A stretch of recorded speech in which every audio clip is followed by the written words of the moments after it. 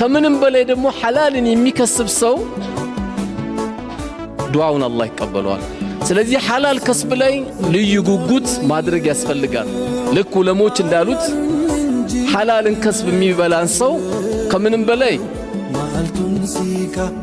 በራሱ ላይ መረጋጋት አላህ ይሰጠዋል። ያኒ ጦማኒነት ሰኪነቱል ቀልብ አላህ ይሰጠዋል።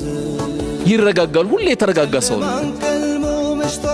ከዛ በላይ ደግሞ ሐላልን የሚበላ ሰው ልቡ ለስላሳ ነው። በሰው ችግር ይጨነቃል፣ በሰው ሞት ያዝናል፣ በሰው ህመም የሆነች ጥረት ያደርጋል። በቃ ለሰዎች ይጨነቃል፣ ድርቅናም የለውም። ከምንም በላይ ደግሞ ሐላልን የሚከስብ ሰው በኖርነው ቁጥር የተለያየ ሐጃዎች ይመጣሉ። በእነዛ ሐጃዎች ዱዓ ይፈልጋል። ያለ ዱዓ የሚፈታ ነገር የለም።